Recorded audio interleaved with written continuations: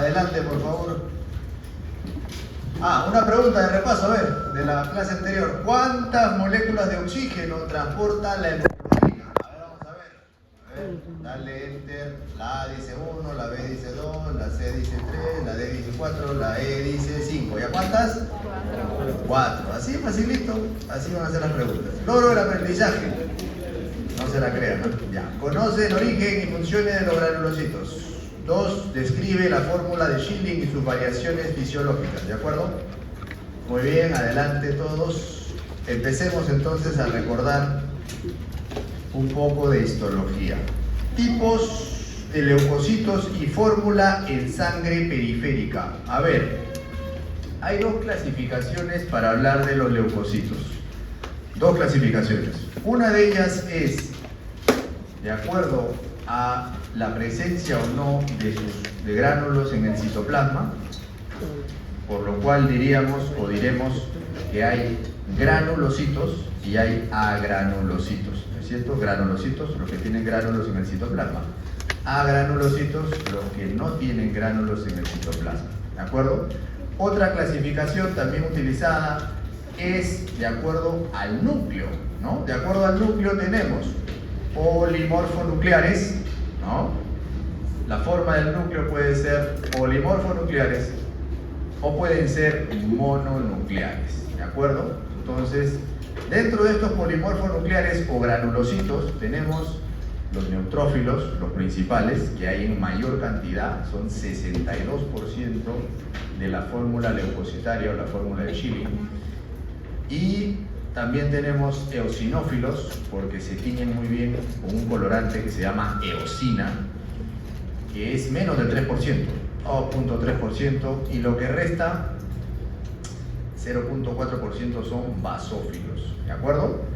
Respecto a los mononucleares o a los mononucleados, también conocidos como agranulocitos, se ve un solo núcleo, por eso se dice mononucleares.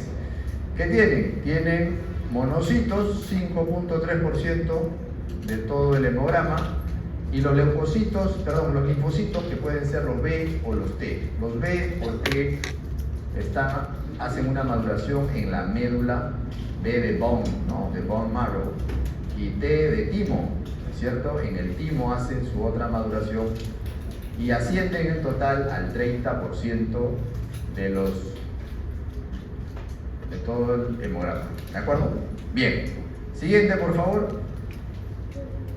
¿Cómo es esta fórmula leucocitaria, o también conocida fórmula de Schilling? Schilling pues, fue un fisiólogo que se encargó, se dio cuenta de que había variación respecto a esta concentración o a esta cantidad o a estos valores de los glóbulos blancos. Si ustedes ven ahí, la terminología correcta es cuando disminuye la cantidad de neutrófilos, eosinófilos o basófilos, entonces hablaremos de penia. Penia es cuando hay una disminución, ¿no? ¿Qué penia? Que hay poco, ¿no es cierto? Entonces será neutropenia, eosinopenia o vasopenia, ¿no es cierto? ¿Qué significa? Que cuando la cantidad de estos glóbulos blancos, sean neutrófilos, eosinófilos o basófilos, está por debajo del valor normal. ¿Cuál es su valor normal? Depende. Si hablamos de valor relativo, estamos hablando de porcentaje, ¿no es cierto? Ahí tienen los porcentajes.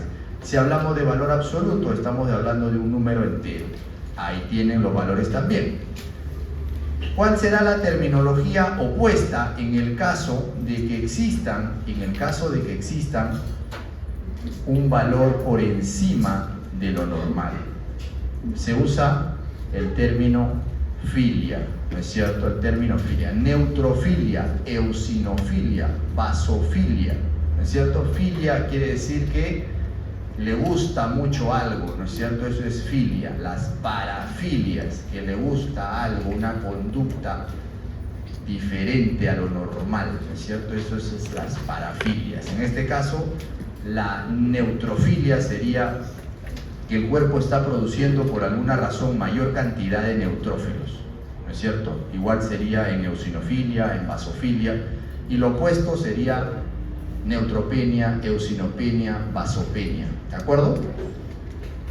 La otra terminología usada para los agranulocitos es citopenia, ¿de acuerdo? ¿Qué tenemos? Si hay menor cantidad de células mononucleares, sean monocitos, entonces diremos monocitopenia. Si hay menor cantidad de linfocitos, linfocitopenia. ¿Ah? Algunos también de manera indistinta usan el término linfopenia, ¿no? Pero lo correcto es decir citopenia al final.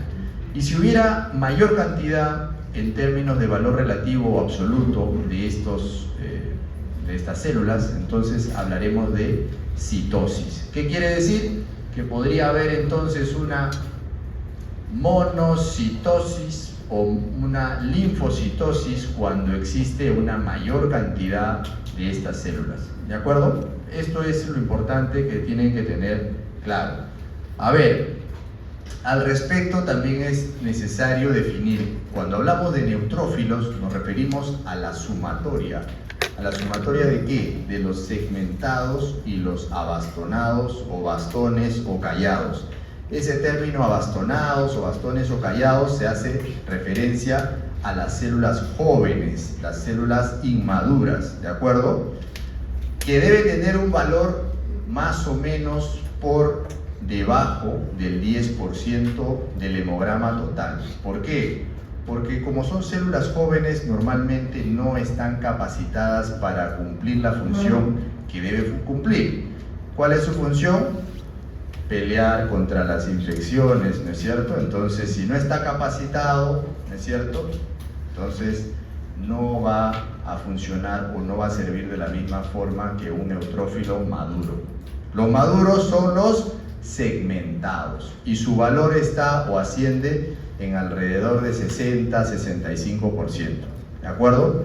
Es muy importante tener en cuenta de que menos del 10% de bastones o células inmaduras o callados son, o juveniles es lo adecuado.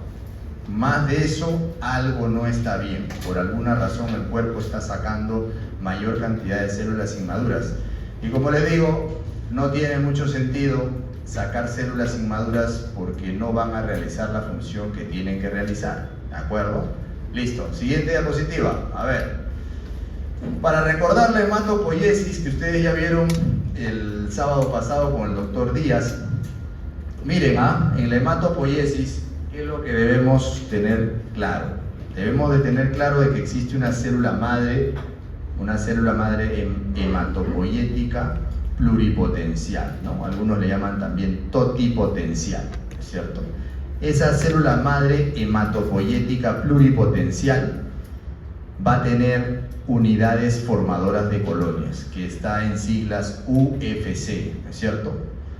Claro, UFC, unidades formadoras de colonia, ¿no es cierto? Unidades formadoras de colonia que pueden ser del vaso, por eso que está con letra S, porque el vaso en inglés es spleen, ¿no es cierto? Y también unidades formadoras de colonias de linfocitos, UFC-L, ¿de acuerdo? Esas unidades formadoras de colonia de linfocitos van a tener una célula precursora. Esa célula precursora es un blasto. ¿Qué blasto? El linfoblasto. Y ese linfoblasto, finalmente, cuando se produce el proceso de maduración, va a terminar como linfocito o va a terminar produciendo un linfocito. ¿De acuerdo? Eso es por un lado. Y por otro lado tenemos la unidad formadora de colonias del vaso, que a su vez se subdivide en ¿qué? En unidad formadora de colonias de eritrocitos, ¿no es cierto? Que están viendo ahí. Es unidad formadora de colonias de eritrocitos, después terminará produciendo los eritrocitos. Habrá también una unidad formadora de colonias de granulocitos y monocitos, que terminará finalmente con la producción de neutrófilos, eosinófilos y basófilos, ¿no es cierto? Y también habrá una unidad formadora de megacarioblastos. Y el megacarioblasto es la célula joven precursora de los megacariocitos, ¿no es cierto? y los megacariocitos después terminarán formando las plaquetas o los trombocitos, ¿de acuerdo? Entonces, creo que con eso queda un poquito más claro la hematopoiesis. Hematopoiesis significa, pues, entonces, el desarrollo de todas las líneas celulares dentro de la médula ósea. Todas las líneas celulares, ¿no es cierto? La línea roja, la línea blanca, ¿no es cierto? Puede haber también eritropoiesis, que ya la han visto. Puede haber también leucopoiesis. Algunos incluso la subdividen y dicen linfopoiesis, ¿no es cierto? La subdividen porque algunos son granulocitos y otros son agranulocitos. Acá lo interesante es que en la unidad formadora de colonias, ¿no?, de granulocitos y monocitos se divide, ¿no es cierto? Una parte va para los monoblastos, en cuyo caso va a terminar como monocitos, y otra parte terminará en los neutrófilos, eosinófilos y basófilos. ¿De acuerdo? Muy bien. Siguiente diapositiva, por favor. A ver, con dibujito para que se vea más fácil y se vea mejor. Célula madre hematopoyética pluripotencial tiene unas células jóvenes precursoras. Megacardioblasto que dará el origen a las plaquetas, ¿no es cierto? Y eso lo veremos en la clase de hemostasia, que también tiene que ver con eso. Eritroblasto, que finalmente terminará produciendo a los eritrocitos, que ya hemos hablado un poco de eso. Y también el doctor Díaz les ha mencionado algo. Que es lo que vamos a hablar ahora, que está en relación a la producción de los granulocitos, neutrófilos, eosinófilos y basófilos, y también de un agranulocito, que es el monocito. Tal vez eso es lo que pueda confundir. Si ustedes se dan cuenta, en la célula mieloide, ¿no?, la célula joven precursora del resto de la línea mieloide, produce todos los granulocitos, pero también un agranulocito, que es el monocito. Y hay una célula mieloide, que es precursora de los linfocitos y que va por otro camino, ya es los linfoblastos, ¿de acuerdo? Muy bien, a ver, siguiente diapositiva. ¿Cómo es la génesis o la formación de los mielocitos? ¿Cómo es? Miren, ustedes van a ver el mieloblasto va a continuar como mielocito eosinófilo, luego este mielocito eosinófilo termina convirtiéndose en un metamielocito eosinófilo y a su vez este como un eosinófilo polomorfo nuclear y terminará como un eosinófilo, ¿cierto? Tal cual, eosinófilo polomorfo nuclear. Muy bien. Miren la coloración del citoplasma del eosinófilo, ¿no? Tiene esa coloración media rosada por el colorante que se llama eosina. Muy bien. A ver, ¿hacia arriba o hacia abajo? Hacia arriba. El mieloblasto podría ser que se diferencie en promielocito. Este promielocito se va a diferenciar en metamielocito neutrófilo. A su vez, esto en metamielocito neutrófilo joven. Y posteriormente también en un metamielocito neutrófilo callado, es decir, una célula joven. Y finalmente esto terminará como un neutrófilo polimorfo nuclear. Y ahí está la forma del neutrófilo tal cual. ¿Muy bien? Y finalmente otra opción sería de que este mieloblasto pueda dividirse como mielocito basófilo y luego después de varias divisiones terminará como un basófilo polimorfo nuclear.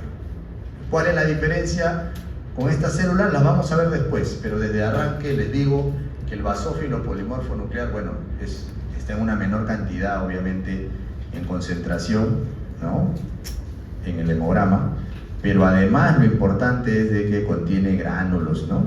O sea, este basófilo se activa y cuando se activa se degranula, ¿no es cierto? Ya vamos a hablar después. A ver, seguimos. Cuando estudiamos la sangre periférica y queremos ver todos sus elementos, lo que tenemos que hacer es un frotis de lámina periférica. El frotis de lámina periférica se hace con una gota de sangre, ¿no?, una o dos gotas de sangre que se pone en una lámina portaobjetos y luego se hace un proceso de barrido de un lado, derecha a izquierda, y luego eso se lleva al microscopio. Y en el microscopio, ¿qué vamos a encontrar? Todas las células que hemos hablado, que hemos visto. ¿no es cierto? Basófilo, neutrófilo, eosinófilo, eso ya lo saben ustedes por histología. Siguiente, por favor. ¿Cómo es para encontrar realmente los elementos celulares de la sangre central? La sangre central se encuentra en la médula ósea, donde se hace su producción, ¿no es cierto? Y en la médula ósea tenemos básicamente, ¿qué cosa? Glóbulos blancos, ¿no? O sea, si bien es cierto que hay 5 millones o 4.5, 5 millones aproximadamente de glóbulos rojos en sangre periférica, eso no es verdad dentro de la sangre central o de la médula ósea. Dentro de la médula ósea normalmente el 75%, las 3/4 partes son glóbulos blancos y solo un 25% son glóbulos rojos, ¿no es cierto? El pool entonces de glóbulos blancos se encuentra en mayor cantidad en la médula ósea. Y ahí ven una imagen, por ejemplo, de un eritrocito, una plaqueta y un glóbulo blanco, ¿no? Esa es una imagen de microscopía electrónica. Es una imagen de Wikipedia, pero igual sirve como para que se puedan dar cuenta de cómo se ve en general. Esta imagen muestra además el proceso del aspirado de médula ósea. Cuando se necesita sacar sangre central, cuando se necesita saber con certeza, por ejemplo, el estudio de una anemia, y no se sabe o se quiere dar la certeza de lo que nosotros queremos diagnosticar, la certeza siempre se va a dar con un examen de aspirado de médula ósea, siempre, ¿ya? Ahora, que nosotros normalmente no hacemos eso para diagnosticar una anemia, eso es otra cosa, ¿no? Porque sería un poco ilógico a todas las personas que tienen anemia hacerle aspirado de médula ósea para decir que tiene anemia, ¿no es cierto? Entonces, solo esto se reserva para aquellos casos en los cuales no se sepa la causa de la anemia. Si tú tienes una anemia, y hemos dicho que si la anemia es por déficit de hierro, la anemia será de tipo microcítico e hipocrómico, ¿no es cierto? Y si la anemia es de tipo megaloblástico, entonces será, ¿no? Será, ¿qué cosa? ¿Serán células pequeñas o grandes? Serán células grandes, pues megalo es de grande, ¿no? Serán células grandes que han pasado seguramente los 120 femtolitros de volumen corpuscular medio y son células que generalmente se producen por deficiencia, no de fierro, sino por deficiencia de...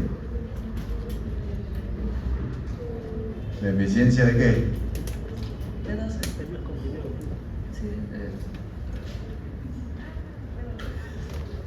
B12 o qué, o ácido fólico, ¿no es cierto? Claro, entonces eso es lo que tenemos que llevarnos, si no, si vamos a pasar fisiología, de todas maneras tenemos que saber eso porque es un punto clave, ¿de acuerdo? Entonces, esta es la forma o el procedimiento para sacar o aspirar la médula ósea, es para que ustedes se vayan dando cuenta cómo es que no es el objetivo, ¿no? Aprender a sacar, extraer aspirado de médula ósea en la clase, ¿no? Pues simplemente para que ustedes sepan que ese es el procedimiento, es un procedimiento cruento, ¿no? Que se tiene que realizar de la cresta ilíaca, ¿no? Se saca una buena cantidad con una jeringa y un trocar relativamente grueso, ¿no es cierto? Previa anestesia de la zona, por supuesto, y se aspira, ¿no es cierto? Normalmente también se puede hacer lo mismo del esternón, por si acaso, ¿no? En el esternón también se puede hacer el aspirado. Generalmente los niños se hacen el esternón, las personas mayores generalmente de la cresta ilíaca. Muy bien, siguiente por favor. Tiempo de vida media de los leucocitos. ¿Cuánto tiempo de vida duran los glóbulos blancos? Habíamos dicho que los glóbulos rojos duraban alrededor de 120 días.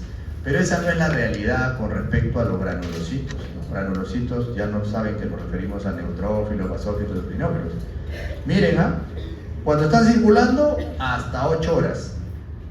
Y cuando se encuentran ya en los tejidos, hasta 5 días.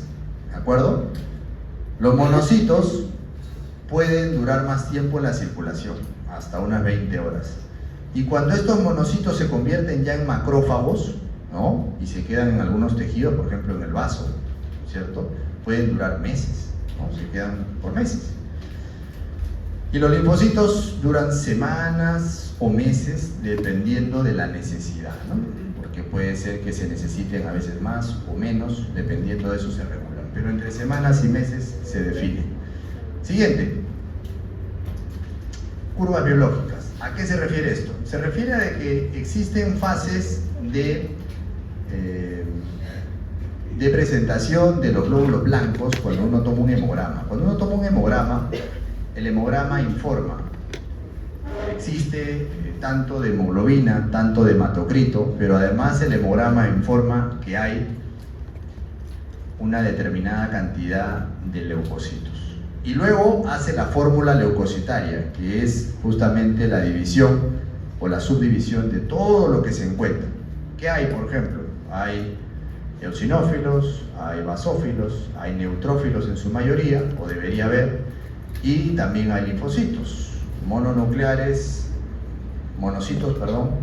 y también hay linfocitos, ¿de acuerdo? Entonces, de acuerdo a esto, puede verse algunas curvas biológicas. Por ejemplo, cuando hay una infección y se ve primero que hay una fase de lucha. Imagínense que una persona haya sido infectada por el virus, por un virus en general, virus de COVID, si quieren, para ahora que hemos estado cerca a la pandemia. En un inicio, ante una infección viral, lo que va a haber es, contrariamente a lo que uno piensa, es un aumento de ¿qué? ¿Es un aumento? No, una disminución de los linfocitos y los monocitos. Claro, o sea, el virus baja las defensas de alguna forma, ¿no es cierto? Pero luego de esto existe una fase de defensa del cuerpo, una fase de resistencia, el cuerpo resiste. ¿Cómo hace que se note esta fase? Cuando empieza a aumentar los monocitos en sangre, ¿de acuerdo? Y luego existe una fase de respuesta, ¿no? O alteración. ¿Y cuál es esa fase de respuesta? Generalmente es el aumento de ambos componentes, de los monocitos, los linfocitos.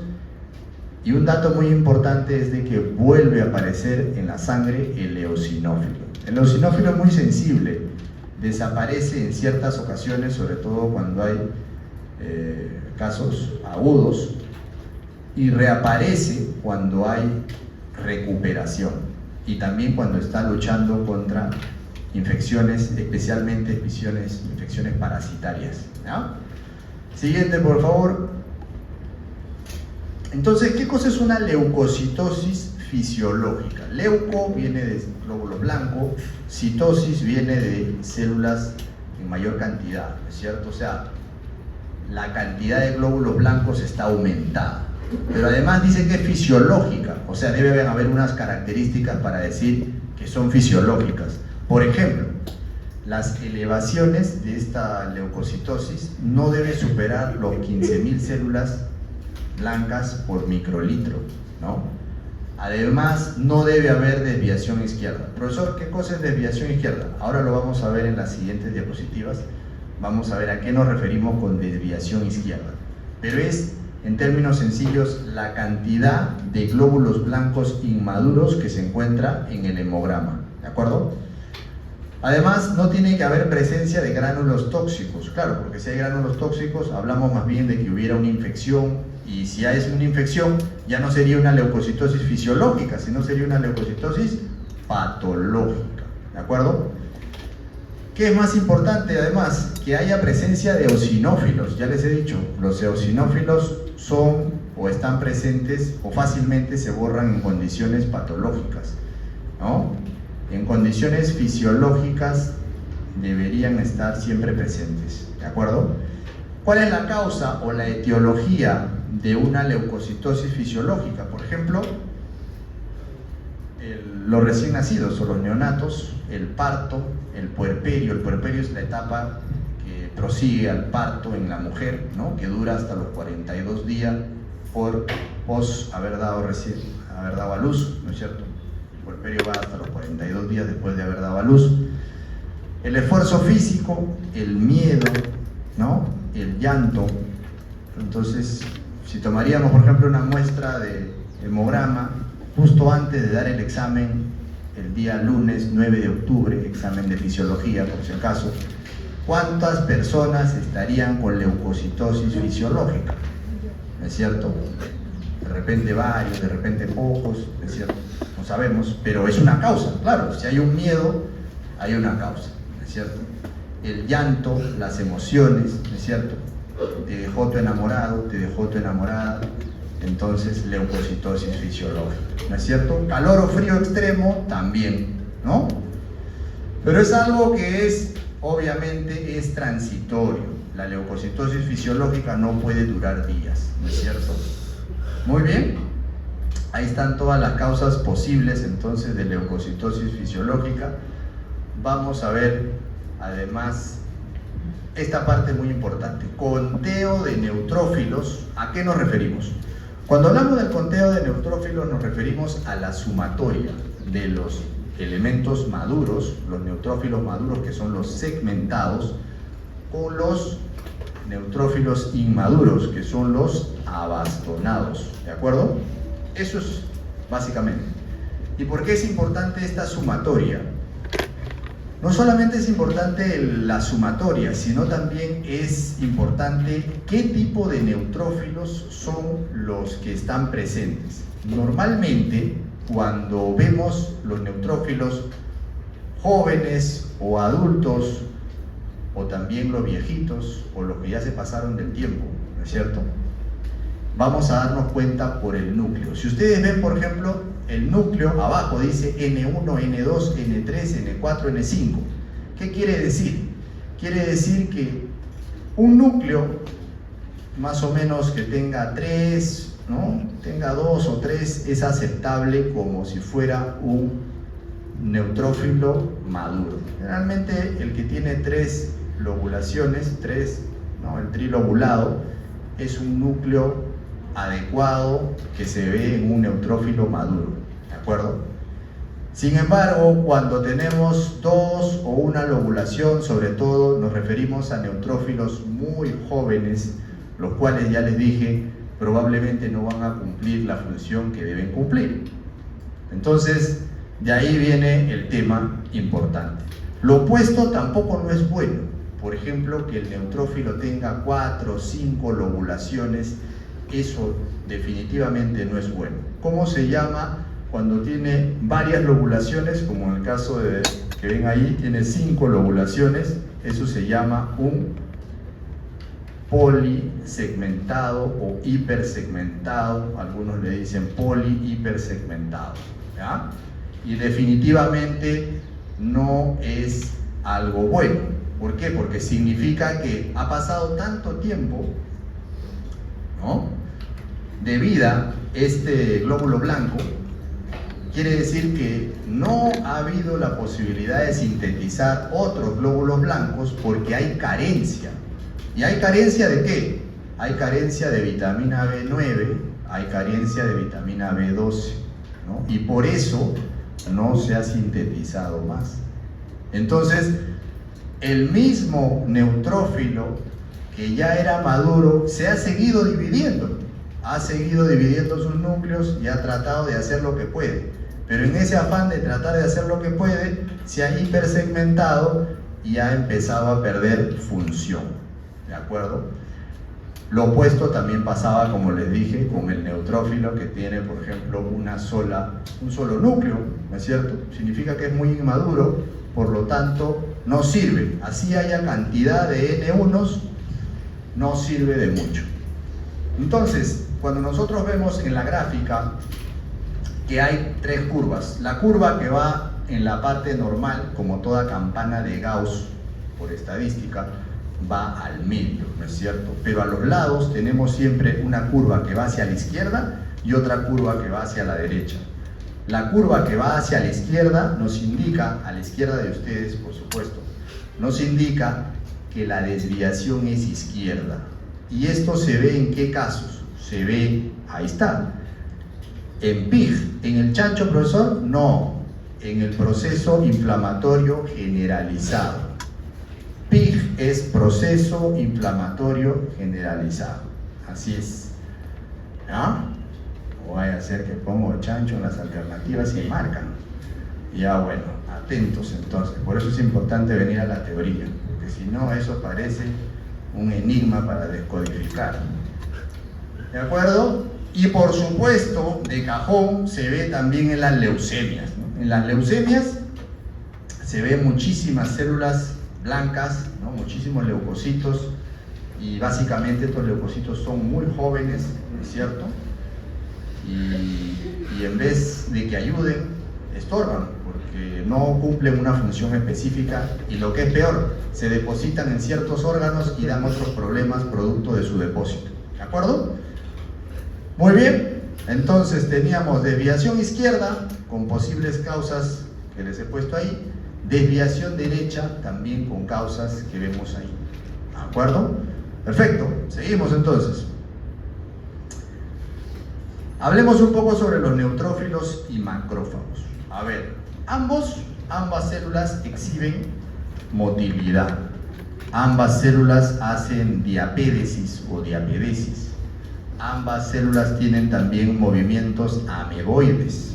Ambas células también tienen quimiotaxis, o sea, que liberan sustancias quimiotácticas que finalmente son producto de la degradación de tejidos inflamados o bacterias, fragmentos, ¿no?, del complemento o algunos mediadores químicos. Pero lo importante es que, vamos a ver en otra imagen después, que esto genera una atracción para estas sustancias, para estas células, ¿no? Entonces los monocitos maduros en los tejidos los llamamos macrófagos. Si están circulando no son macrófagos, ¿no es cierto? Y los neutrófilos en general pues son los que son la primera línea de defensa, ¿no es cierto? Células que responden inmediatamente a la infección, ¿no? A la infección responden rápidamente los neutrófilos, que son mayor cantidad, ¿no? Correcto. Seguimos, a ver, creo que en la siguiente, ahí está la imagen, ¿no? Esta es una imagen del Guyton en la cual se precisa cómo funciona, ¿no? Cómo funciona el neutrófilo, ¿no? Si ustedes se dan cuenta, entonces el movimiento de los leucocitos se produce justamente por una inflamación, y esa inflamación que se da, lo que va a producir en los vasos sanguíneos es el aumento de la permeabilidad, ¿no?, capilar, ¿no? Ese es un capilar, hay aumento de la permeabilidad, y cuando hay un aumento de la permeabilidad, esos espacios que hay entre célula endotelial y célula endotelial, el endotelio son las células que revisten los vasos sanguíneos, van a permitir justamente de que salga estos glóbulos blancos, estos neutrófilos, por un fenómeno de marginación, ¿no es cierto? Y luego empieza algo que se conoce como diapédesis o diapedesis, que está en verdad en relación con una especie de rodamiento, ¿no? Que vamos a verlo después en la parte de inflamación, cómo es que se produce esto en sí. Pero todos estos se dirigen hacia una fuente quimiotáctica, ¿no es cierto? ¿Qué cosa es la fuente quimiotáctica?